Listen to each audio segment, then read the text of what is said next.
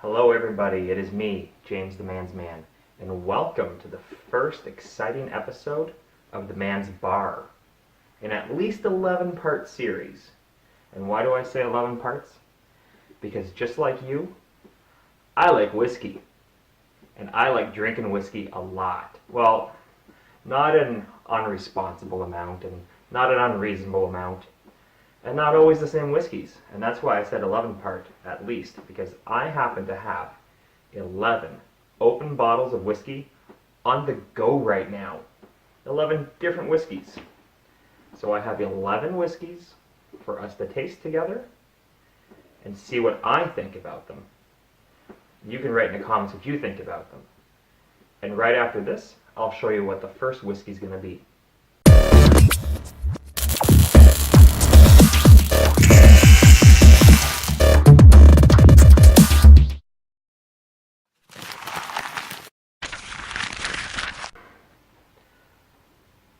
And we're back from the intro. Now before we continue with this video, if you wanted to go down and click the subscribe button because you like my channel, click the balloon so you get notifications, and follow me on Instagram, Twitter, and Facebook, so that way you can get notifications when I post videos. Alright, so, believe it or not, I'm actually Canadian, which makes our first whiskey this week Canadian Club. Now, when I tell you about Canadian Club, I'm going to tell you a little story I'm going to start off with. When I was a young man, and the legal drinking age here, where I live in Ontario, is 19. What I'm getting ready is my glass with a big ball of ice in it, because I do like my whiskey cold when I drink it. Not out of the fridge cold, that's just wrong, and only 16-year-old girls do that with their vodka. And I believe that the round ice cubes are supposed to not melt as fast, and therefore not dilute the beverage as fast. So, back to the story I was about to say. Here, Canadian Club is a premium. And when I was 19, depends on the type of establishment you go into. Nice places, Canadian Club is their cheap drink, their cheap whiskey. Places 19-year-olds go to, Canadian Club is the top shelf. And it's funny because Canadian Club only costs $1 or $2 more than the bottom shelf stuff, but they charge that $1.50 extra difference in the glasses.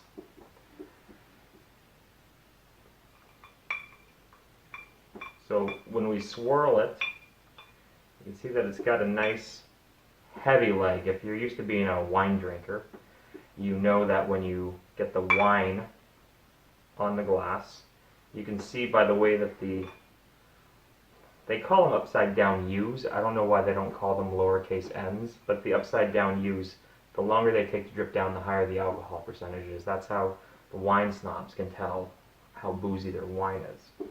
This Canadian Club is 40% alcohol by volume, and it is barreled in oak barrels. Most ryes are.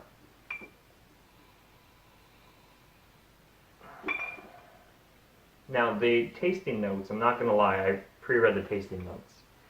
They tell you that you're supposed to pick up anisette or black licorice.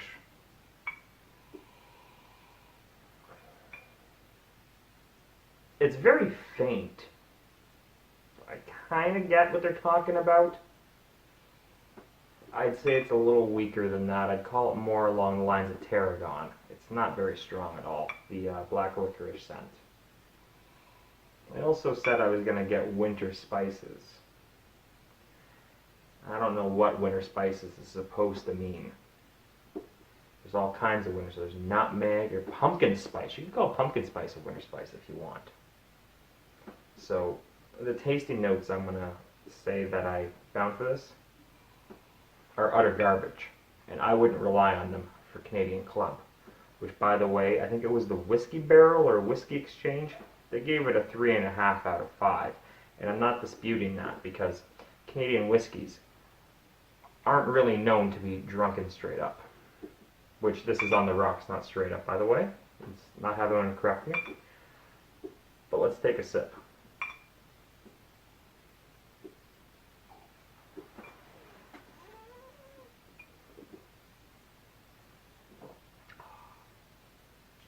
There's not much to it.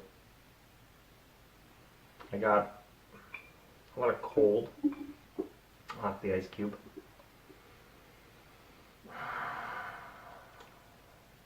I didn't get a lot of burning. I didn't get a big burn sensation. It went down smooth.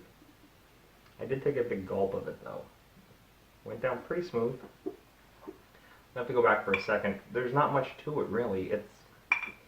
It's meant more as a mixer. At least that's the way that I see the use for Canadian whiskeys. So let's take another sip of this. Make sure I'm not missing anything.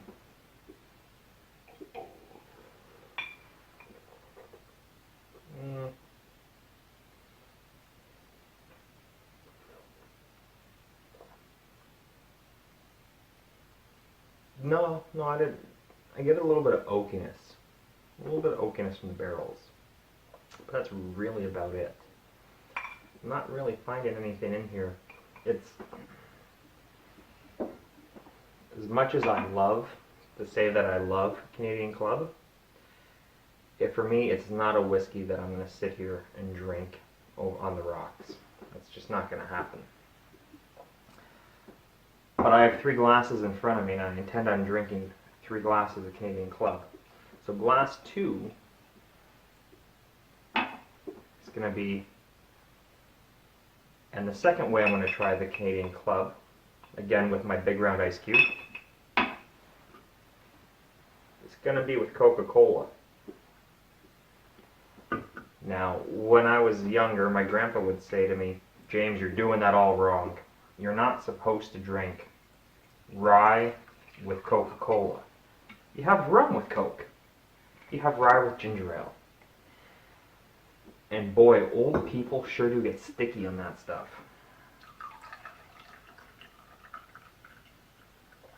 So when you mix a pop and alcohol mixer, your ideal ratio is 1 part whiskey to 3 parts cola. So you have a 3-to-1 ratio here. You don't really need to swirl it around, give it time to breathe, which is what I'm doing with this. I'm giving this a little bit of time to breathe, and I'll come back to it. This is just what you have at a party, I guess.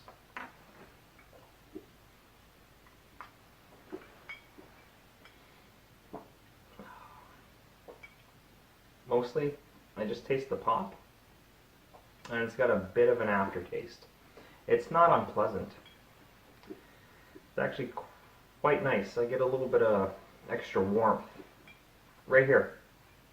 A little bit of extra warmth located there, just in the back of my throat. It's enough to make me know I'm drinking, but it's not enough to slow me down.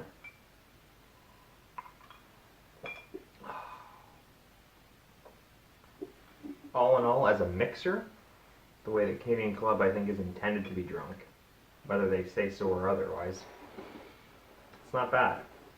This is how I enjoy my Canadian Club. Right here with a good old Coke.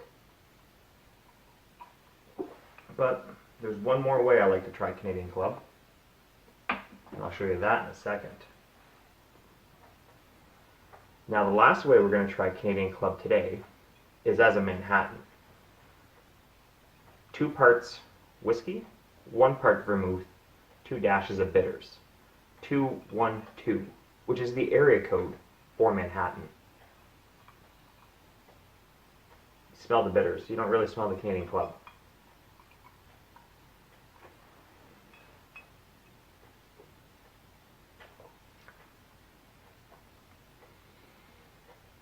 It goes down clean and smooth. I like it like this. At my restaurant, we just started carrying bourbon when I fell in love with it last winter. And before then, we always used Canadian Club to make our Manhattans. And they're quite smooth this way. They're yummy. And I quite like it. It's the vermouth blends in with the Canadian Club quite well because the Canadian Club doesn't have there's nothing about it that stands out as offensive. There's nothing about it that stands out as overly pleasurable. So it makes for not a bad choice for a mixer in a cocktail like this. You know that the bitters are here. You get their effects. You know that you got a little flavor change from the vermouth.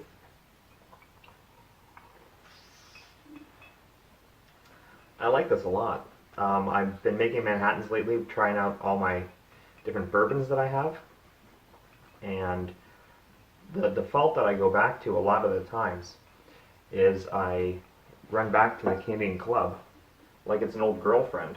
I really like it.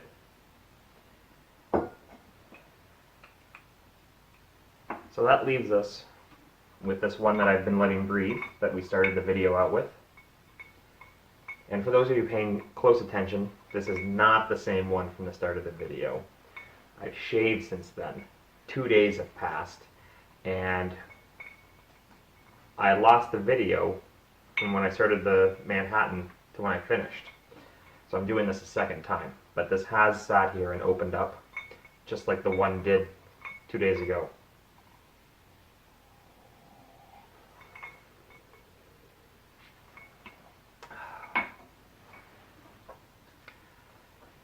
Again, there's not much to it, even after it opens up.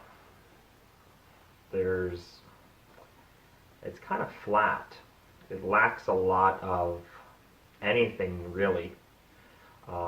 Earlier when I said that the online review that I saw for it placed that Canadian Club at a 3.5 out of 5 stars. And overall, I'd say that that's a good score, but that's not the score I'm going to give it.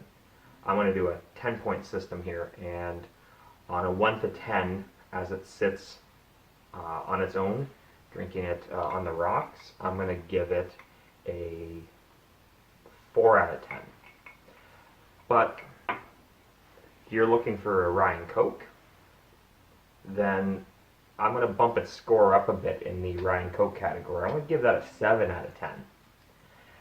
And as a Manhattan, I'm going to give it a 6.5. There's room for improvement, but you're not going to be upset with this.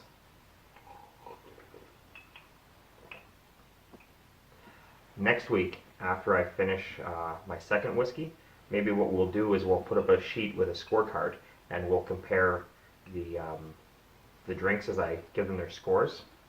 So we'll have an on the rocks score. We'll have a with pop score, and we'll have a cocktail score.